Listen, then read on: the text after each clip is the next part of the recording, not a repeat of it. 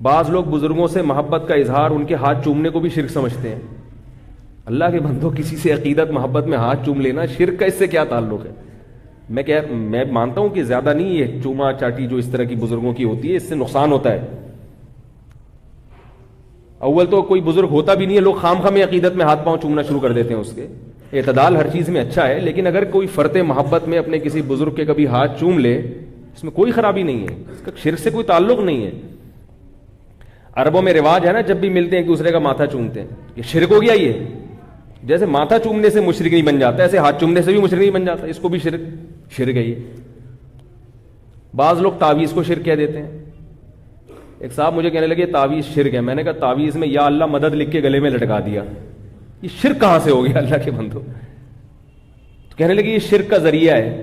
میں نے کہا جس چیز کا ذریعہ ہوتی ہے وہ چیز نہیں ہوتی.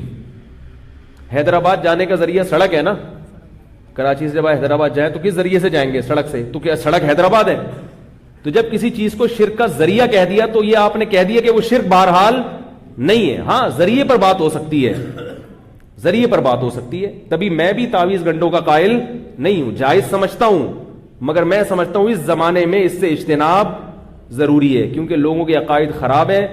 عامل لوگ تعویذ گنڈوں کے نام پہ الو بناتے ہیں اور یہ چیزیں انسان کو وہمی بناتے ہیں, بالآخر شرک تک لے کے جاتی ہیں یہ چیزیں.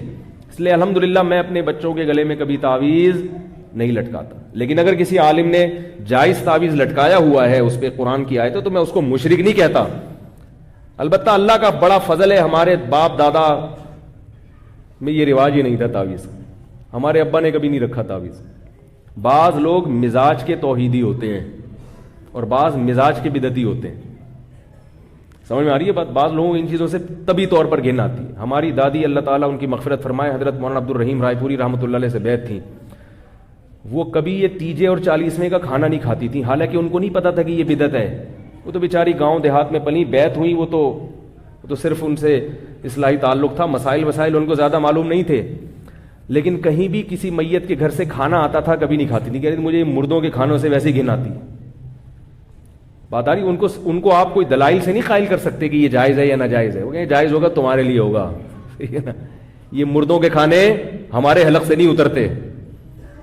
تھوڑی سی غیرت بھی کوئی چیز ہوتی ہے نا, کیا خیال ہے؟ تو یہ جو تعویذ گنڈے والے لوگ ہیں نا, جائز ہونے ایک الگ چیز ہے, مگر یہ تعویذ گنڈے والوں میں آپ کو توکل کبھی نظر نہیں آئے گا. یہ ہمیشہ ان پر اللہ کا کچھ ایسا عذاب آتا ہے کہ یہ ہمیشہ اسی پلیتوں میں لگے رہتے ہیں. انگوٹھے میں الگ دھاگا بندھا ہوگا, کالا سا پٹا گلے میں پڑا ہوگا, اور یہاں ایک کچھ باندھا ہوا ہوگا, اور پھر گھول کے بھی کچھ پی رہے ہوں گے صبح شام. ساری زندگی اسی میں. اللہ کا بڑا فضل ہے, ہمارے سارے کام اللہ دعاؤں سے پورے کر دیتا ہے. ہمارے بچے کبھی بیمار ہوں, ہم دعا مانگتے ہیں اللہ سے, الحمدللہ اللہ شفا دے دیتا ہے. ڈاکٹر سے علاج کراتے ہیں, ایک محلے کے ڈاکٹر ہیں, وہ سارے بچوں کے پورے رول نمبر کے حساب سے انہوں نے یاد کیے, کون سا پیس ہے, یہ 3 نمبر والا پیس ہے. اللہ نظر سے بچائے. بس اتنا, سورہ فلق سورہ ناس پڑھ لیتے ہیں, دم کر لیتے ہیں. مجھے بہت لوگوں نے کہا کہ آپ یوں کریں, آپ ایسا کریں, آپ عاملوں کے خلاف بہت بولتے ہیں, یہ کچھ کر دیں گے. میں نے کہا ان کا باپ بھی کچھ نہیں کر سکتا. کیا خیال ہے؟ ان سے تو ڈرو ہی نہیں. جن چڑیل بھوت سے, جو عامل جو جن چڑیل بھوت سے دھمکی دیتے ہیں نا, اس سے تو ڈرو. شیر سے ڈر لو, گدھے سے بھی کبھی کبھار ڈر لگتا ہے, لات نہ مار دے. کتے سے ڈر لگتا ہے, میں اپنی بات کر رہا ہوں, کبھی کبھار مجھے کتے سے بھی ڈر لگتا ہے کہ یار کہیں حملہ ہی نہ کر دے. حتیٰ کہ کبھی کبھار بکرے سے بھی ڈر لگتا ہے کہ ٹکر نہ مار دے. اور بیوی سے تو سب مسلمانوں کو ڈر لگتا ہے. ہر چیز جو دنیا کے ڈراتی ہے, ہم بھی ڈرتے ہیں الحمدللہ. انسان ہے, ہم کوئی لوہے اور فولاد کے بنے ہوئے نہیں. اندھیرے سے بھی بعض دفعہ ڈر لگتا ہے. قبرستان میں آپ رات کو اندھیرے میں جا کے بیٹھو تو کتنا ہی بڑا فنٹر ہو, تھوڑا سا ڈر لگے گا. اللہ کا بڑا فضل ہے, میں کبھی عامل سے, چاہے دیوبندی ہو, چاہے کسی بزرگ کا خلیفہ ہو, چاہے اس کے ماتھے پہ تہجد کے نشانات ہوں, چاہے اس کو 100 بزرگوں سے خلافتیں ملی ہوئی ہوں, اپن نہیں مانتا بھائی, ہم نہیں مانتے. اس پہ میں بہت دلائل لے چکا ہوں, لیکن اگر کسی کو دلیل سمجھ میں نہیں آئے تو کانفیڈنس بھی ایک دلیل ہوتی ہے.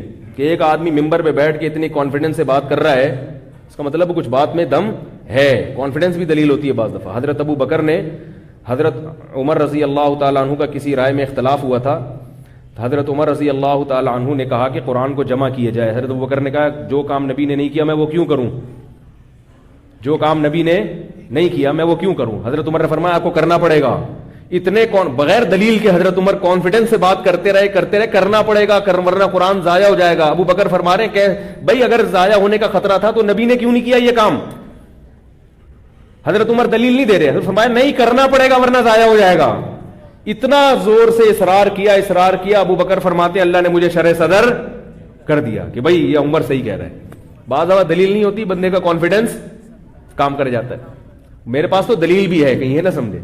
کانفیڈنس کی بڑی ویلیو ہے. آپ کو پتا ہے کہ ایک چوہے نے جو ہے نا ہاتھی کو پرپوز کیا, ہتھنی کو. چوہا ہے اور ہاتھی کی جو ماتا ہے ہتھنی, اس کو پرپوز کیا. تو ہتھنی نے بولا تو اپنی اوقات دیکھ,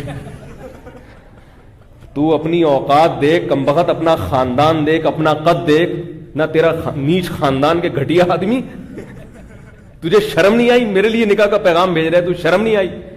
تو چوہا کہتا ہے ان سب چیزوں کو چھوڑ, کانفیڈنس دیکھ میرا.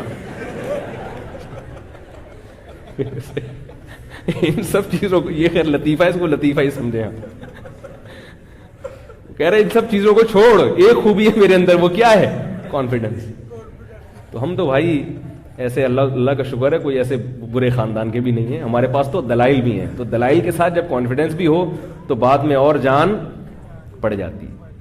تو اس لیے عاملوں سے قطعاً متاثر ہونے کی ضرورت نہیں ہے. اور مجھے یہ نہ بتایا کرے وہ اتنے بڑے بزرگ ہیں ان کے پاس تو حضرت مولانا فلاں دامت برکاتہم جاتے ہیں, مجھے یہ بھی کہتے ہیں حضرت آپ کے استاذ فلاں کے پاس جاتے ہیں. میں نہیں مانتا, میں اپنے استاذوں کو مانتا ہوں مگر وہ جن کے پاس علاج کے لیے جا رہے ہیں خدا کی قسم نہیں مانتا ان کو.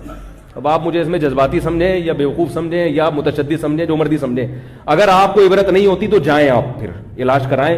زندگی اگر آپ کی تباہ نہ ہوئی اور تعویذ گنڈوں فلیتوں پلیتوں میں ساری زندگی نہ گزری تو میرا نام بدل دینا آپ.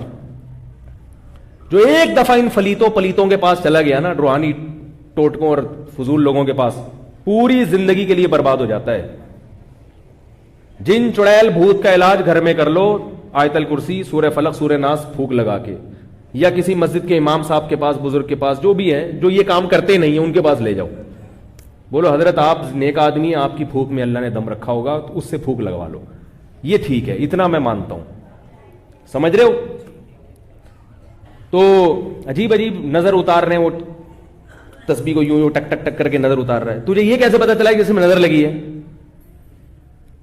اور ہر ایک پر 99% لوگوں پہ نظر لگ رہی ہے. میں مانتا ہوں کہ نظر لگتی ہے, برحق ہے, مگر اتنی زیادہ لگ رہی ہے کہ 99% لوگ نظر کی وجہ سے کھانس رہے ہیں.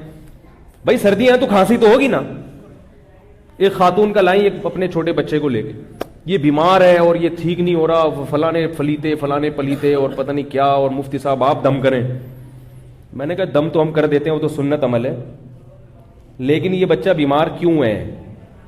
ان سے میں نے پوچھا یہ ماں کی فیڈ پی رہا ہے کہ نہیں پی رہا؟ انہوں نے کہا نہیں, ڈبے پہ چل رہا ہے یہ. میں نے کہا جتنے فلیتے پلیتے لگا لو, یہ بچہ صحت مند نہیں ہو سکتا. اللہ نے ڈبے نہیں پیدا کیے, بچے کے پیدا ہوتے ہی کیا مارکیٹ میں ایک دم ڈبے آ جاتے ہیں؟ بھائی اگر بچے کے لیے ڈبے کا دودھ اچھا ہوتا جو ڈاکٹر لکھ کے دے رہا ہے, تو جیسے ہی بچہ پیدا ہوتا آسمان سے آپ کے گھروں میں 2-3 ڈبے اترتے اللہ کی طرف سے. جیسے ہی بچہ پیدا ہوتا ہے فوراً ماں کی چھاتیوں میں دودھ پیدا ہوتا ہے, اس لیے کہ اللہ جانتا ہے اس کی کیا چیز اس کے لیے کیا ضروری ہے.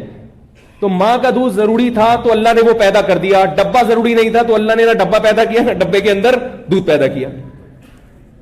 یہ ڈاکٹروں کی تقریریں ہمارے سامنے, یہ فالتو قسم کی تقریریں. ڈاکٹروں کو میں مانتا ہوں, ہم بھی بیمار ہوتے ہیں ڈاکٹر کے پاس ہی جاتے ہیں, لیکن ایک تو ہر ڈاکٹر کی ہر فیلڈ میں ریسرچ نہیں ہوتی, دوسرا فطرت سے جو ڈاکٹر آپ کو لڑوا رہا ہے نا اس کی بات کبھی نہ مانو. ایک زمانے تھا ڈاکٹروں نے ڈبے کے دودھ کے فضائل پر زمین اور آسمان کے انبار لگا دیے تھے, بعد میں تجربے سے ثابت ہوا کہ غلط ہے یہ. بھائی جو اللہ کی تخلیق ہے اس کا کوئی آلٹرنیٹ نہیں ہو سکتا. جس خدا نے پیدا کیا وہ ماں کی چھاتیوں میں دودھ پیدا کر رہا ہے, آپ کہہ رہے ہو نہیں یہ والا زیادہ اچھا ہے, اس کا مطلب وہ جو آسمان پہ خدا بیٹھا ہوا ہے وہ غلط کر رہا ہے, آپ کو زیادہ پتا ہے.